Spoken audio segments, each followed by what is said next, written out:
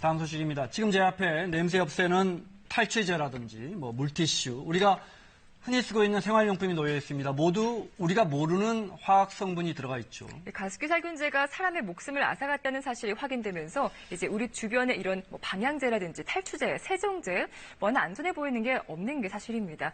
소비자는 참 불안한데요.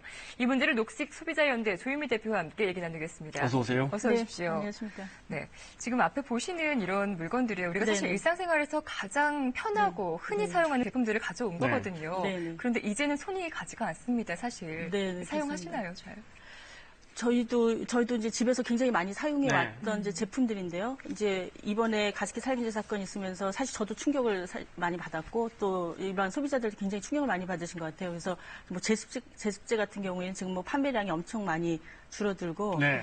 그 외에 또 탈취제라든가 방향제 이런 경우들 최근에 이제 굉장히 매출이 많이 줄어들고 있다고 해요. 그 대신에 친환경, 천연 이런 경우들은 이제 오히려 이제 매출이 굉장히 증가하면서 소비자들이 이제 화학 제품 대신에 그런 천연 제품들 써야 되겠다 이런 선택으로 옮겨가고 있는 게 아닌가 그렇게 보입니다. 말씀하신 제습기는 또 그 옥시 제품이 대표적이어서 또 네, 그렇습니다. 거의 우리나라 시장의 한 80% 이상을 차지하고 있었죠. 판매가 줄었을 것 같은데. 네네. 오늘 환경부가 유통 중인 이런 제품들 중에서 네네.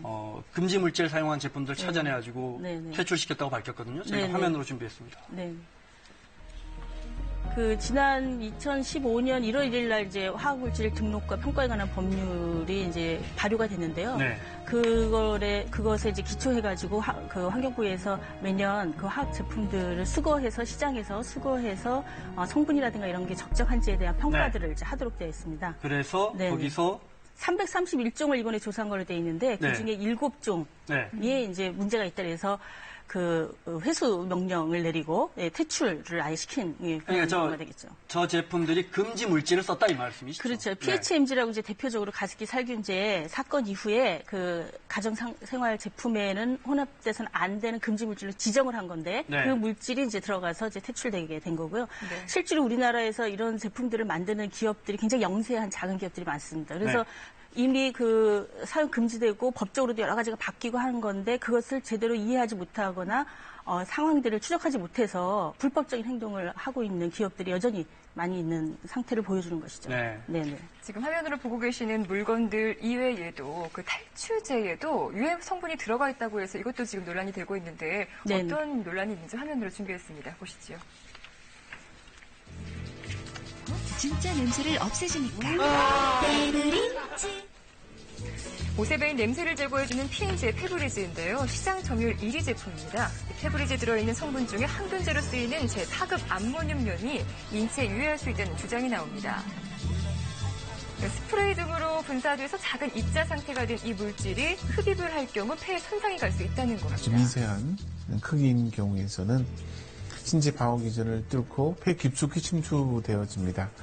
그러면 이제 폐포의 손상을 받게 되고 실제로 동물 실험 결과 제4급 암모늄염 계열의 물질이 흡입한 주의 폐에서 심한 염증과 섬유화 증상이 나타났다는 논문이 다수 보고되고 있습니다.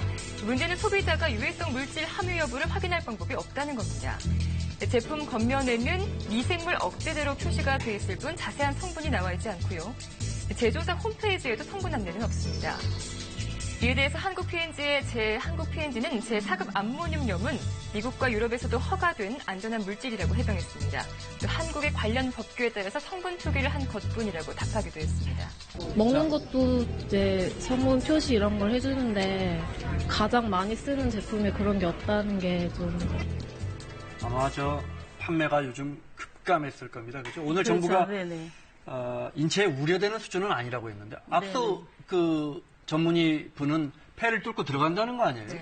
이제 우리가 소비자들은 어떻게 해야 합니까? 네네. 그 4급 암모늄 같은 경우에는 말씀하신 대로 지금 좀 논란이 시작되고 있는 단계에 있는 성분입니다. 그래서 그 전에 여러 나라에서 사용돼 왔고 우리나라에서도 일상적으로 사용돼 왔던 물질인데 최근에 이제 그 위해성이 좀 제기가 되면서 국제적으로도 이제 그 연구가 과학된 그런 물질이다 이렇게 보시면 될 것 같고요. 그래서 현재 연구된 수준으로 봤을 때는 그렇게 우려할 정도까지는 아니다 이렇게 보여지는데 아마 독성 실험이라든가 이런 것들을 추가해서 네. 정말 이 물질을 퇴출 대상으로 해야 될 건지 말 건지 또 사용량을 줄여야 될 건지 이런 것들에 대한 판단을 좀 하는 것들이 아마 이후에 환경부에서 해야 될 역할이라고 생각이 되고요. 독성 실험을 한다고 하니까요. 그렇죠. 그래서 이제 우리가 좀 기다려봐야 될 것 같고 자, 중요한 것은 뭐냐면은 아까 교수님도 말씀하셨듯이 잘게 쪼개졌을 때 폐에 흡수되는 율이 높아진다 이런 표현을 하셨거든요. 네. 그게 무슨 뜻이냐면 어떤 물질은 독성 자체가 얼마나 있느냐 또 중요하지만 또 하나가 노출 경로와 노출량입니다. 네. 어떤 방법으로 노출되고 얼마큼 노출되느냐에 따라서 위해성이 달라지는데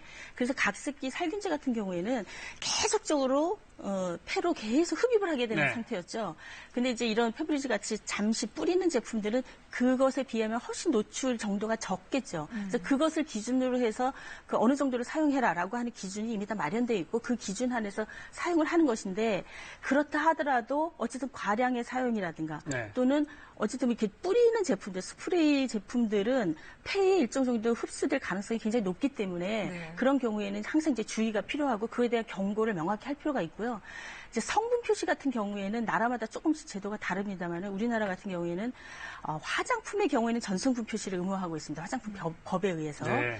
그런데 가정생활 이런 화학 제품들, 그다음에 의약 외품이라고 있습니다. 식약처에서 관리하는 의약 외품의 경우에는 전성분 표시를 의무화하고 있지가 않아요. 네. 그래서 이게 제형에 따라서 이렇게 뭐 몇 개 구분하는 정도의 그 표시만 지금 하고 있어서 자네들은 법을 지켰다라고 이야기를 하고 있는 건데 이제 소비자 입장에서는 사실 뭐가 들어가는지 굉장히 알고 싶고 궁금한 그런 부분 분명히 있겠다. 네, 그러니까 어느 정도 양이 노출되느냐, 어느 정도 기간이 그렇습니다. 노출되느냐. 네. 제가 아는 간호사분이 네. 예전에 가습기 살균제 쓸 때 네. 암 수술한 환자분들 네. 조그마한 균에도 감염되면 안 되니까 네, 그분들 그렇죠. 수술한 다음에 전부 가습기 살균제를 정말 열심히 썼다는 거예요. 네네네. 특히 다 정말 본인이 그 가습기 살균제 때문에 어떤 영향을 받았는지도 모르고 계시는 분들도 많을 거예요. 그죠? 그리고 실제로 이제 가습기 살균제 같은 경우는 정말 직접적으로 폐에 흡입되는 양이 굉장히 많은 그 노출이기 때문에 네.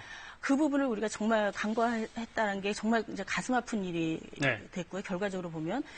그 가습기도 하나 이제 좀 봐야 되는데요. 최근에 가습기들이 대부분 다 초음파식 가습기로 바뀌면서 네. 예전에는 가습기가 가습해서 이렇게 물을 끓여서 수증기를 내는 방식의 가습기였는데 최근에는 초음파를 쏴서 가습을 하는 방식으로 바뀌었어요. 그러면서 물 분자가 훨씬 작아지게 됐습니다. 그러면서 거기에 들어있는 여러 그 물질들이 그 작은 물 분자에 얹혀서 폐 깊숙이까지 흡수될 가능성이 확 높아진 거죠. 그래서 물질의 독성에다가 항상 많은 양을 노출하는 거, 네. 폐를 통해서 노출되는 거, 게다가 굉장히 물 분자가 작아지는 이런 기계적인 변화, 이런 것들이 다 합쳐지면서 결국 가습기 살균제 사건이라고 하는 이제 전 세계에서 최초로 발생되고 네. 가장 심각하게 발생된 이런 가정생활 화학제품 사고가 나타나게 된 것이죠. 그래서 이 모든 것들을 우리가 전체적으로 좀 보고 그것을 총괄하는 그 시스템을 구축해야 된다라고 말씀드릴 수 있겠습니다. 사실 그 소비자들이 이런 제품들의 전성분을 일일이 다 확인을 할 수가 없기 때문에 네네, 우리가 그렇죠. 이런 물건을 살 경우에는 정부가 어느 정도 그 표준화된 검증 절차를 거치고 나서 시중에 유통한다고 믿잖아요. 그렇습니다. 네, 그렇지 예. 않은 모양입니다. 근데 보시는 것처럼 지금 물티슈라든지 또 이제 5월, 6월 지나가면서 또 모기가 기승을 부릴 텐데 네네. 자주 사용하는 모기 약이거든요. 이런 제품들 네네. 믿고 사용할 수 있는 건지. 물티슈 같은 경우는 2014년 8월에 한번 크게 이슈가 됐습니다. 거기에 보존제가 들어있었는데 그게 이제 유해성이 있다라는 게 논란이 되면서 네.